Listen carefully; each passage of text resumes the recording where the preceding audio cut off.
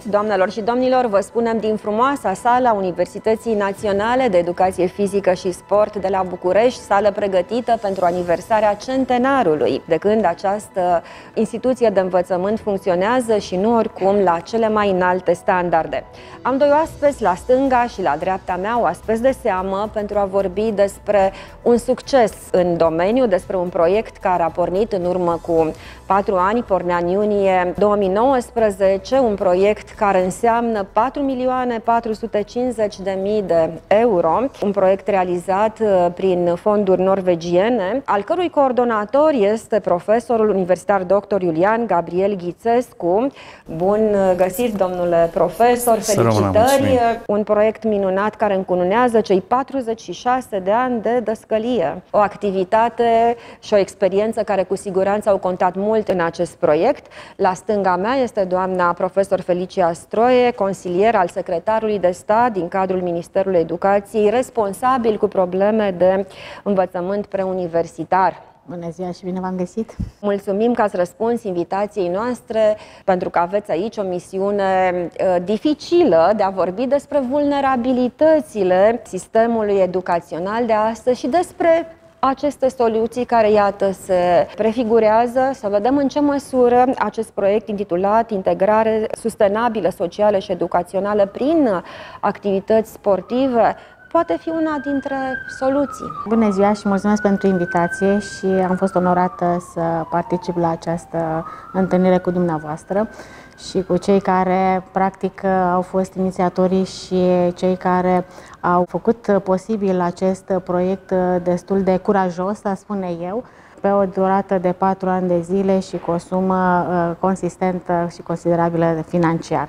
Legat de vulnerabilități, într-adevăr, în sistemul educațional ne confruntăm cu tot felul de probleme și cu copii din medii defavorizat social, financiar, copii cu dizabilități și copii din zonele defavorizate de etnie romă și de alte naționalități care la un moment dat au putut fi incluși în acest proiect. Noi încercăm să integrăm cât se poate în sistemul educațional și pornind de la planul de școlarizare care în fiecare școală și la fiecare clasă, fiecare specializare au arondate câte 2 locuri pe fiecare clasă, atât pentru copii cu cerințe educaționale speciale și cât și pentru copii de etnie romă.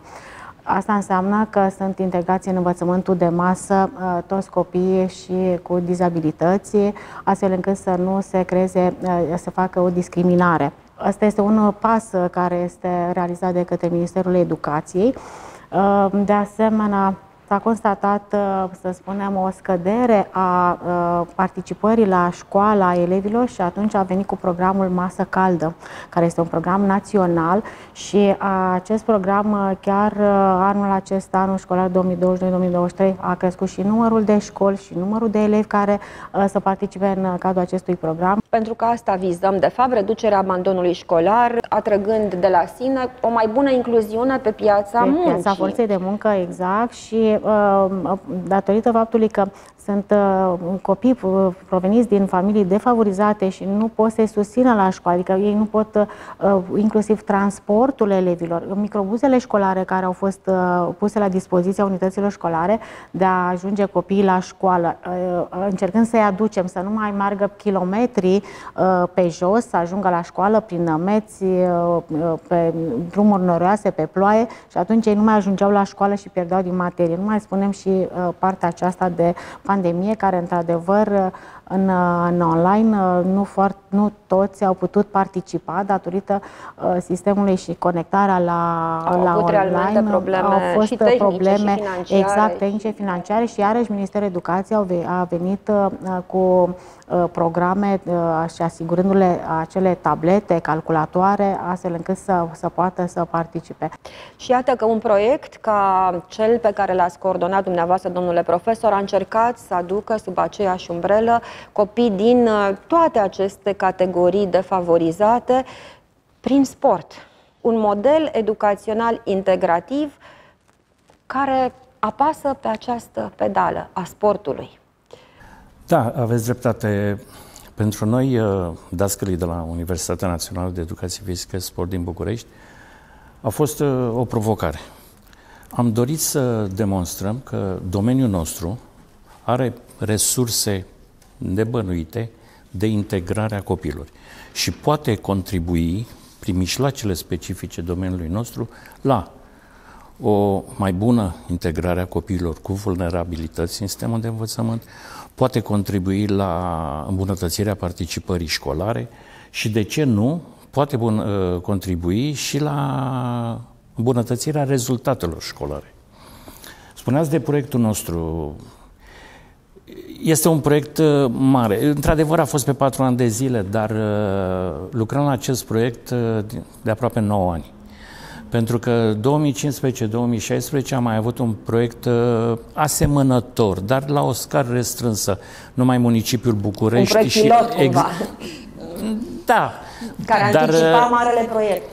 Dar se pare că acel prim proiect a fost apreciat și operatorul de program Fondul Român de Dezvoltare Socială a apreciat acest lucru și ne-a propus acest proiect, care este un proiect predefinit. A fost dat UNEFS-ului spre implementare. Ce am dorit să facem? Să folosim mijloacele noastre pentru integrarea copiilor. Proiectul a început 2019 în iunie. Da, 30 mai a fost data în care s-a semnat proiectul. Suntem la terminarea proiectului. În câteva zile se termină cei 4 ani de zile.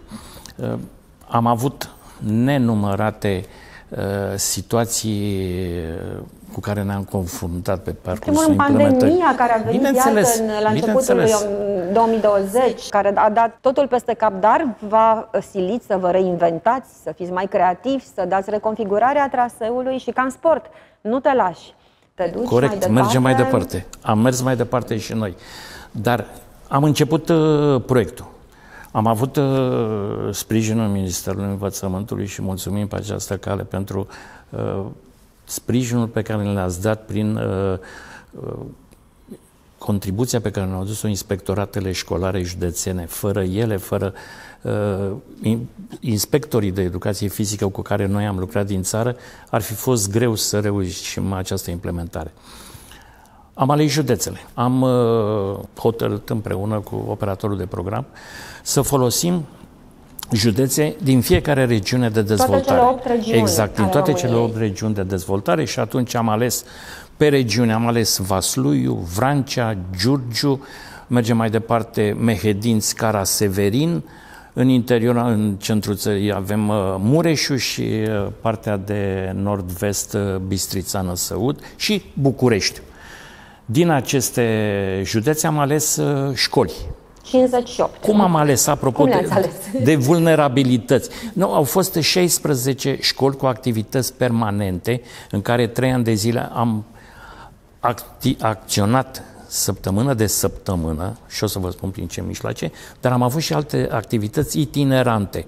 42 de școli din toate județele, din 27 de județe ale țării au participat la activități itinerante, în mod deosebit tabere și activități sportive la nivelul școlilor, iar în alte 16 școli din județele care vi le-am spus, am avut o abordare permanentă, prin mijloace specifice domeniului nostru. De 2 ori pe săptămână, copiii din aceste școli au participat la activități sportive.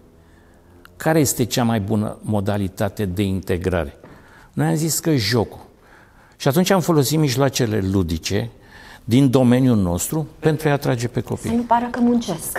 Bineînțeles, o faci cu plăcere, ai satisfacție și te subordonezi grupului. Foarte important acest lucru în integrare, de a dori să faci parte din acest grup, să participi la rezultatele grupului respectiv. Și atunci am marșat firesc pe partea noastră. Mergând mai departe, am folosit masa caldă, care este esențială. A avut un rol decisiv în foarte multe școli. Iată, apropo de vulnerabilitățile din sistemul educațional de astăzi, suntem la baza piramidei lui Maslow. Vorbim de masa caldă, de ceea ce înseamnă masa caldă pentru foarte mulți pentru a asigura un prânz. Să știți că sunt foarte mulți care, știți cum e, dimineața pleacă cu stomacul gol, da? Seara se culcă, știți cum e, poate bea un pahar cu apă și o bucată de pâine dacă o au și pe aceea și așteaptă să vină a doua zi la școală să prindă acea masă caldă cu felul 1, felul 2 și un desert. De aceea, apropo de cum au fost alese, în primul rând a spus că ați lucrat cu știți cum e, Ministerul, Inspectoratele Școlare cu inspectorii de educație fizică și sport. Și bineînțeles că au comisiile metodice și la fiecare județ unde fiecare știe exact care sunt unitățile, cum spunem, vulnerabile, unde nu au bază materială, pentru că acolo s-a investit și baza materială în sălile de sport, aparatură de sport, pentru că ei nu aveau absolut, poate chiar nimic, da? Nici o minge, nici de fotbal și nici de basket și nici jaloane și am observat că asta este atunci când vezi că la final, în primul rând, beneficiază, rămân acolo, da? Pe care le vor folosi nu doar cei care au fost în proiect, ci celelalte generații și toți elevii din școală, la un moment dat, sunt beneficiari. Cu siguranță ați văzut că s-a investit în siguranța sălilor de sport, să le asigure și la incendiu și la cutremure, pentru că e foarte important ca și părintele, când îl aduce la școală și îl aduce și în sala de sport, să aibă siguranță că este ok, să aibă cum spuneam, băi cu dușuri, după educație fizică când fac lucrul acesta, adică și s-au investit. Condiții decente, și atunci nu trebuia să mergi cu acest program acolo unde existau. Da? Și atunci au ajutat foarte mult și îi felicităm pe toți care s-au implicat, pentru că lucrurile au funcționat destul de bine. Deci ați mers acolo unde era foarte mare nevoie și ați ajuns, înțeleg, la 3570 de elevi. Inițial ați vrut 2600, s-a extins și e foarte bine că s-a întâmplat așa. La cei aproape 3600 de elevi aș adăuga părinților, sigur, mai reticenți unii dintre ei, ați avut o bătălie de dat acolo, profesori, deci o armată de oameni, de fapt, a însemnat acest proiect. Ce ați simțit când ați semnat pentru 4.450.000 de euro? Am avut o mare satisfacție pentru că aproape 65 spre 70% din aceste fonduri care au fost alocate proiectului au mers către beneficiari. Și ăsta a fost obiectivul nostru. Bineînțeles, am plecat de la ideea, bun, eu fac sport cu el, dar în ce condiții fac sport? Hai să vedem, să avem oameni pe care inspectoratul are. Am avut profesori titulari. Format profesori? Da. Adică ați dezvoltat și alte competențe, au beneficiat de niște formări, traininguri. Am folosit domeniul nostru, dar și alte mijloace inclusive, pentru că numai o singură direcție de acțiune este greu să rezolvăm. Și atunci am avut interacțiune atât cu profesorii, cu peste 1000 de profesori, cu psihologi, bineînțeles, am avut sesiuni de consiliere. Pentru că nu numai profesorii de educație fizică au participat, și aveau nevoie de consiliere educațională și aici au intervenit și psihologii care spun că la nivelul unităților școlare, pentru că tot din sistemul educațional au participat în acest program, pentru că cunoșteau, știu să lucreze, au acele teste pe care le dau, astfel încât să-i pună în valoare. Deci a schimbat paradigma, apropo de profeția care se împlinește, copilul care primește stigmatul, ești dintr-o familie defavorizată, tu nu ai posibilități, tu ești un elev rău. I-ați învățat să pună altfel problema. Da, în primul rând vreau să spun că abordarea noastră a fost una ușor diferită. Este foarte greu să integrezi lucrând numai cu cel care are o vulnerabilitate. Pe el trebuie să-l integrezi într-un grup. Trebuie să lucrezi cu tot grupul. Într-o clasă, exemplu, sunt câțiva copii care au probleme, nu neapărat, sociale, etnice. Nu poți să spui, lucrăm separat cu ei ca să integrăm. Nu, trebuie să abordăm toată colectivitatea. Pentru că acești Copii reprezintă o vulnerabilitate și pentru ceilalți copii din colectivitate.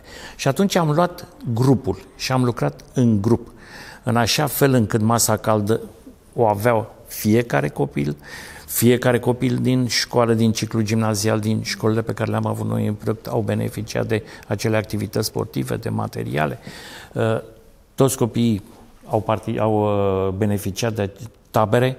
Avem două baze didactice, una la Eforie Nord și una la Parânc, în care am avut peste 1600 de copii care au participat la tabere.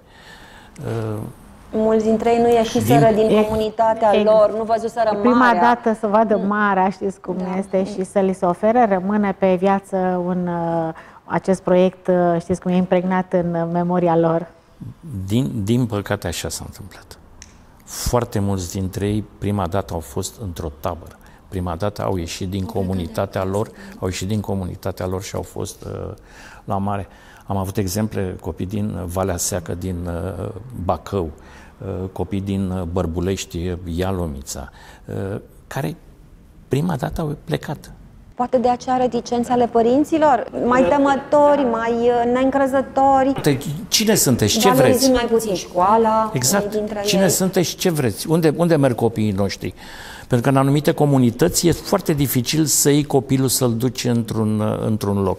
Și atunci, prin caravanele pe care le-am organizat, am mers în școli și am avut întâlniri cu părinții copiilor, cu copiii din acele comunități, cu profesorii din școală.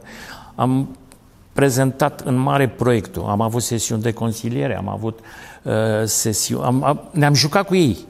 Ne-am jucat cu ei la școală, asta vom face la mare, asta vom face la mare. Și atunci s-au întors ei în familie și au fost vector de convingere. A fost greu primul an. Al doilea an nu mai mergem în tabără. Ori să vină și altele. Și și-au dorit și alții și în felul acesta sigur că mingea se rostogolește, trebuie să spun. Vreau să vă spun câteva cuvinte apropo de bază materială. Într-adevăr, nu toate școlile au avut bază materială, dar 4 ani de zile înseamnă foarte mult. Și noi mergând trimestrial prin cele 16 școli, am văzut cum a crescut învățământul. Așa din afară nu-ți dai seama. Dacă mergem la Gârceni, de exemplu, în Vaslui, școala era în construcție, nu exista niciun teren de sport. Acum în Gârceni sunt 2 școli, ambele școli au terenuri de sport. Condiții excelente. Nănești, la fel, s-a implicat conducerea școlii, inspectoratul, conducerea școlii, comunitatea, primăria de acolo. Bineînțeles, au susținut și autoritățile locale, au venit și au venit în sprijinul proiectului. Pentru că noi asta am vrut să facem, să sensibilizăm comunitatea locală. Se termină proiectul 4 ani, urmează sustenabilitatea. Acolo rămâne greu, în comunitatea locală, care trebuie să ducă mai departe proiectul nostru. Așa zicem noi că mijloacele și ceea ce am făcut ar trebui să fie continuate în perioada de sus. Și să genereze proiecte similare, să fie preluate de autorități locale, modelul să meargă înainte. Așadar, ce aduce sportul în viața acestor copii? Că poate n-aduce neapărat medalia de aur sau imnul pe cea mai înaltă treaptă a podiumului. Dar până la urmă fiecare poate fi un învingător. Și orice poate fi considerat o medalie. Și orice poate fi considerat o medalie. În primul rând aduce bucurie. Bucuria de a fi împreună, bucuria de a se juca, bucuria de a realiza lucruri împreună. Avem niște indicatori, fiecare proiect are indicatori. Unul din indicatori se referea la rata de tranziție la liceu, CEDU 3. La momentul începerii proiectului, media școlilor pe care le-am avut, au avut o medie de undeva în jur de 76%, promovabilitate mai departe la liceu. Vreau să vă spun că la terminarea proiectului, în septembrie 2022, pentru că nu mai prindem septembrie 23, am avut o rată de peste 88%, 88 pe 89%. Noi spunem că este o creștere. 12%. Înseamnă foarte mult. Ne-am dus mai sus. De asemenea, participarea școlară. Copiii au venit la școală. Într-adevăr, ne-am lovit perioada aceea de pandemie, a fost groaznică. Dar spuneți că... v-ați adaptat, v-ați reinventat. Exact. Colegii noștri au găsit alte mijloace. Da, de felul în care s-au desfășurat activități online, de faptul că prin online a venit Vocea Campionilor, care au fost modele inspiraționale pentru copii.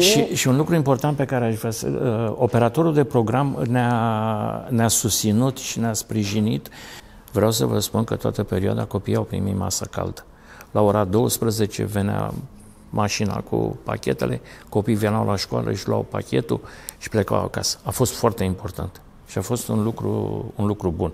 Și am inventat, cum spuneau și colegii noștri, acele mijloace video pentru continuarea proiectului. Ce urmează? Încotro cu incluziunea, siguranță, educația inclusivă. Cu siguranță, Ministerul Educației și chiar și prin legile educației avem acolo foarte multe puncte unde trebuie să integrați și să nu mai avem acea rată la care suntem, știți cum e, cântați, a spune între ghilimele, cu analfabetismul funcțional, da? Și ar trebui să aducem la școală prin orice metode, orice mijloace, de asemenea, în afară de ce poate să asigure Ministerul, consiliile locale, autoritățile locale, care dacă s-ar implica și acolo unde nu poate Ministerul să vină să acopere comunitatea locală, chiar și v-am spus și cu transportul, pentru că au fost și pe activități sportive, când au primit microbuze, primele microbuze care au fost date de Ministerul Educației au fost date la unitățile școlare cu profil sportiv, da? Ca acei copii să se poată deplasa în cantonamente și în tot ceea ce înseamnă că totuși sportul a existat și spuneam că trebuie să mâncăm sănătos, da? Trebuie să facem sport, astfel încât să avem un trai cât mai bun. Mens sana in corpore sano. Corect. Învățam pe vremuri la școală când se bătea mai mult mingea, domnule profesor. În curtea școlii. Cumva era un peiorativ, așa, stai și bați mingea, dar acest sport înseamnă de fapt o resursă extraordinară educațională. Aveți dreptate. Și pentru că vorbim de finalul proiectului, vorbim de o politică publică pe care o vom realiza și pe care o vom înainta autorităților competente în implementare.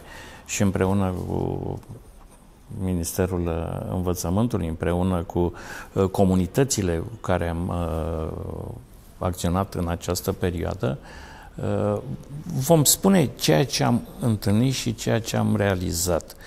Și sperăm că acest proiect va continua. Proiectul s-a derulat așadar vreme de aproape 4 ani în 27 de județe din toate cele 8 regiuni ale țării.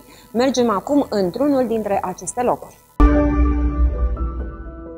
La îmbinarea Șesului cu dealul se află Oravița, un oraș altădată industrial ce traversează acum provocările legate de migrația locuitorilor și economia precară. Pentru mulți copii de aici s-a pierdut sensul de a merge la școală. În acest proiect avem copii cu foarte multe probleme, copii din plasament, copii fără părinți, cu părinți plecați în străinătate. Suntem una din cele 2 școli din județul Cara-Severin și una dintre cele 16 școli care au făcut parte din acest proiect. Școala din Oravița a participat la proiectul derulat de Universitatea de Educație Fizică și Sport prin fonduri norvegiene. S-a investit în echipamente, s-au organizat ore suplimentare de educație fizică și toți copiii au primit o masă caldă timp de 4 ani, chiar și pe perioada pandemiei. Atunci, în condiții dificile pentru sport, copiii și profesorii și-au pus la oaltă creativitatea și au inventat mijloace de a derula activitățile chiar și în mediul online. Au făcut adevărate competiții de filme și fotografii în care au inclus activitățile sportive. Am făcut un filmuleț care s-a trimis pe Facebook. A fost foarte interesant.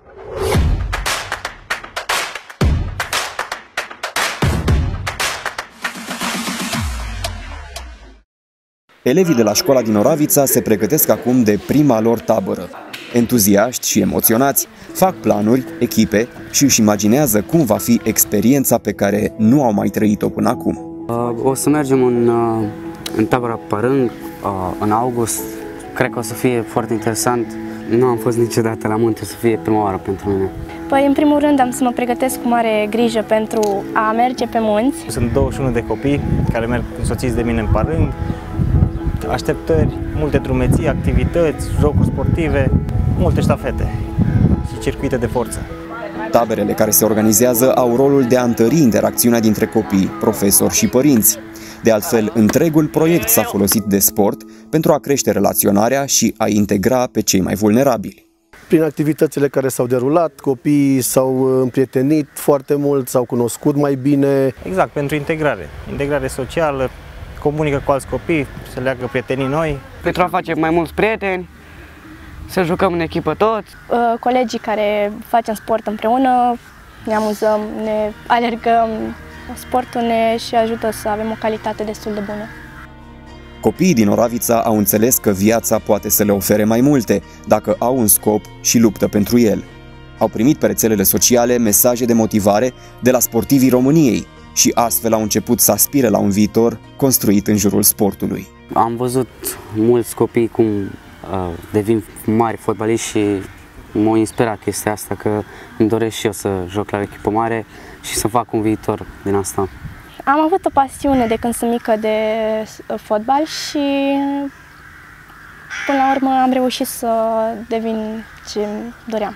Eu sunt portar într-o echipă de la CSO Oravița feminin. Sunt apărătorul echipei și am văzut mulți portari care au această postură de lider în echipă.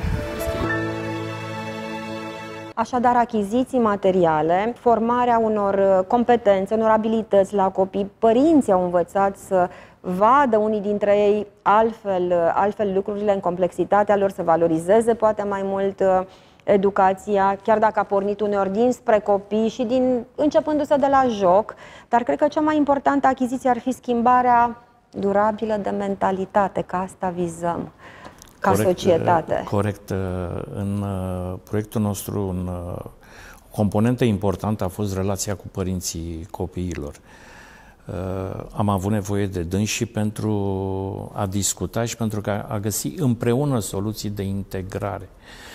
Le-am explicat ce facem noi, ce vrem să facem, de ce copilul are nevoie să trăiască într-o colectivitate, de ce copilul are nevoie să învețe, de ce copilul are nevoie să continue cu liceu și mai departe. Și vreau să vă spun că, fiind apropiat și având discuții cu specialiștii noștri în psihologie, cu consilierii pe care i-am avut, părinții sunt aproape de noi. Dacă noi mergem spre dânsii, dacă nu-i băgăm în seamă și nu discutăm, avem o problemă. Și atunci proiectul ăsta a încercat să integreze și copil, și părinte, și cadru didactic, școală, să facem un tot unitar. Să facem echipa, exact. Pentru că sportul până la urmă promovează echipa, spiritul de echipă.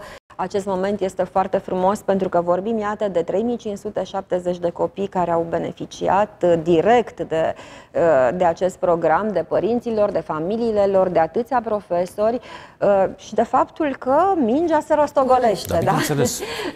Mingea este în teren și că se joacă și sperăm că se joacă frumos. Mesajul final ar fi, sau mesajul cel mai important al acestei campanii: schimbarea e în tine, nu? Așa, asta a învățat fiecare dintre cei implicați? Bineînțeles, asta am urmărit, să-l motivăm pe copil să vină la școală, să învețe, pentru că numai așa se poate realiza. Este mesajul pe care îl transmitem și domeniul nostru, educația fizică, sportul, este o componentă a acestei educații. Adică nu putem singuri, de aceea vorbim de o educație inclusivă, pentru că trebuie să grupăm mai multe tipuri de intervenții pentru a obține obiectivul pe care l-am propus. Și pentru că tot spuneam că mingea se rostogolește, Ministerul probabil va spune, apropo de educația inclusivă, nimeni nu rămâne în urmă. Nimeni nu rămâne în urmă, bineînțeles, trebuie să facem tot posibilul ca lucrurile să meargă mai departe. Obiectivele, sunt foarte multe obiective pe care sunt puse pe masa Ministerului și așa cum spuneam că fiecare copil după ce a participat și spunem mai vrea, dar să transmită și el mai departe că doar învățând și doar practicând, fie un sport, fie să mergem la școală, că fără școală nu putem să facem nimic. Și oamenii, cum spunem, de bună credință și cu o energie pozitivă, să creadă în ei să scrie proiecte, să aducă cât mai mulți la masa rotundă și cu siguranță vor ieși poate proiecte și mai mari decât acesta. Până una alta, felicitări, domnule profesor, felicitări și mulțumiri Ministerului Educației. Și da, educația rămâne cea mai puternică armă cu care putem schimba lumea. Ne oprim aici. Numai bine tuturor!